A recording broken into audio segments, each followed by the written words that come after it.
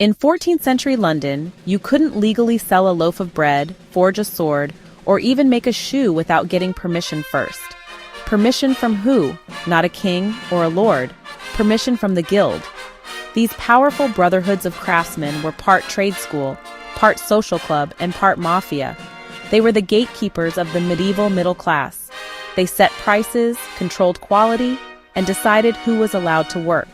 This is the story of the rigid system that built the great cathedrals, but also crushed competition for centuries.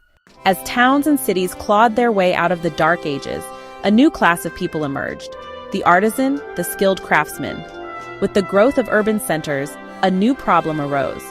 How do you control a trade? How do you ensure that the sword you buy won't break in battle, or that the bread you buy isn't filled with sawdust? How do you train new workers properly and protect your own livelihood from a flood of unskilled competition? The answer, which arose organically across Europe from the 11th century onwards, was the guild. Craftsmen in the same trade, bakers, weavers, masons, goldsmiths, banded together to form exclusive associations. These weren't just businesses, they were sworn brotherhoods with their own patron saints, their own secret rituals, and immense power over the economic and social life of the medieval city. The guild created a rigid, multi-year path to becoming a recognized professional, a path every aspiring craftsman had to follow. The journey began as an apprentice. Imagine a boy, perhaps 12 or 13 years old. His family would contract him to a master craftsman. A fee was often paid for this privilege. For the next 7 to 9 years, the apprentice would live in the master's house as part of the family.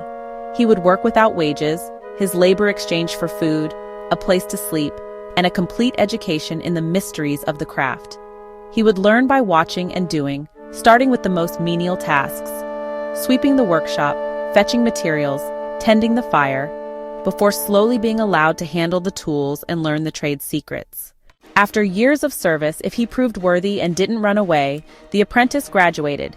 He was no longer a boy learning a trade, but a journeyman. The name comes from the French journey, meaning day, because he was now a skilled craftsman, free to travel and hire himself out for a daily wage. This period was a crucial part of his education. He was no longer bound to a single master. In some traditions, especially in Germany, a journeyman was required to travel for several years, a journey known as the Wanderjahre. This exposed him to new techniques and styles in different cities, broadened his skills, and allowed him to save money for the final, most difficult step. To become a master, a journeyman had to prove his ultimate skill to the elders of the guild. He had to create a masterpiece. This wasn't a figure of speech, it was a literal final exam. A journeyman carpenter might have to build an ornate chest with complex joinery that showcased all of his skills. A goldsmith, an intricate chalice. A baker, a perfect loaf of a specific weight and quality. This piece would be submitted to the masters of the guild for their rigorous judgment. If the masterpiece was accepted, and this was a big if, and if the journeyman could afford the significant fees to open his own shop and join the guild, he was finally welcomed as a master. He was now a full voting member, with the right to train his own apprentices and have a say in the governance of his trade. So here's a question. Was this system a guarantee of quality that protected consumers, or was it a protection racket that benefited only its members? Let me know in the comments. Let's call the guilds what they were from a modern financial perspective: cartels. Their primary economic function was to control the market. They did this by creating and enforcing extreme barriers to entry. By strictly limiting the number of masters, the guild created an artificial scarcity of their service. This allowed them to keep prices high, set wages for their journeymen, and prevent new competition from driving down their profits. They often colluded to fix prices, ensuring that no member would undercut another. In many towns, it was illegal for a non-guild member to even attempt to sell a similar product. The entire system, the long apprenticeship, the journeyman years, the expensive fees, and the subjective masterpiece requirement, was designed to restrict the supply of labor. The guild could simply declare a masterpiece not good enough if they felt there were already too many masters in town, regardless of the work's quality. This protected the income of existing members and often led to nepotism, where the sons of masters found it much easier to be approved. This system stifled innovation and made social mobility incredibly difficult for an outsider. The Guild's obsession with quality, however, was also a powerful form of economic branding, creating a moat around their business. A sword bearing the mark of a recognized guild was a guarantee of quality. This built consumer trust and was essential for long-distance trade. They enforced these standards ruthlessly, employing inspectors to check for shoddy workmanship, regulating the quality of raw materials, and often forbidding work by candlelight to prevent mistakes. This focus on reputation justified the high prices they charged. It was a trade-off. You paid more, but you knew what you were getting. But the Guild was also a social safety net in a world that had none.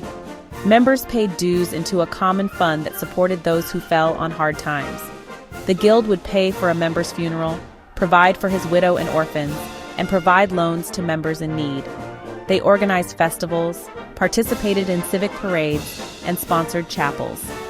They were social and religious fraternities, providing a sense of community and identity that was just as valuable as the economic benefits.